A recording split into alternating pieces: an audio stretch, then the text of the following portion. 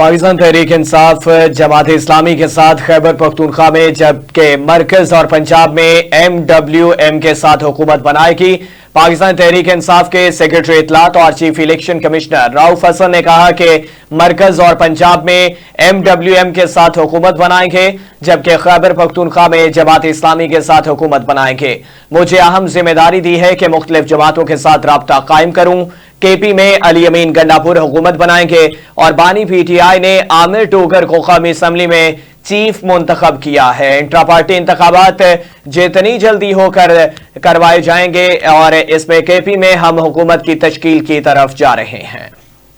हमारे हिसाब से कोई तकरीबन 180 के करीब सीटें जो है नेशनल असम्बली में PTI की बनती थी, लेकिन उसको कम करके जो भी आपके सामने आया है वो किया गया है। तो सबसे पहली प्री कंडीशन उनके नज़दीक ये है कि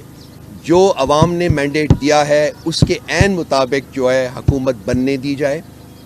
और उस हुकूमत को चलने दिया जाए, क्योंकि ये हुकूमत बनने से और उसके चलने से ही ये पॉसिबल है कि लोगों में जो मुल्क से बाहर बैठे हुए हैं, वो हमारी एक्सपैट कम्युनिटी हो या अदरवाइज़ को मल्टी नेशनल्स हो, वो तभी उनका कॉन्फिडेंस जो है इस मुल्क में इन्वेस्टमेंट करने के लिए बढ़ेगा। और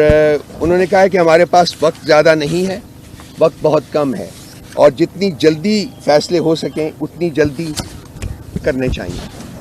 दूसरी जो बात उन्होंने की है कि इस वक्त एक कॉन्शियस और स्ट्रॉन्ग एफर्ट हो रही है कि पाकिस्तान के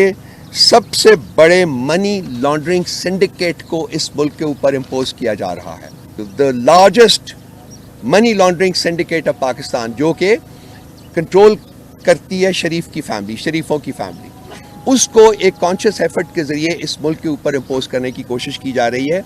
ये मुल्क की हुकूमत में कॉन्फिडेंस की बजाय लैक ऑफ कॉन्फिडेंस की तरफ बढ़ेगी और इस वक्त अगर तबाही के दहाने के ऊपर खड़े हैं तो वो इस किस्म के किसी हुकूमत के आने से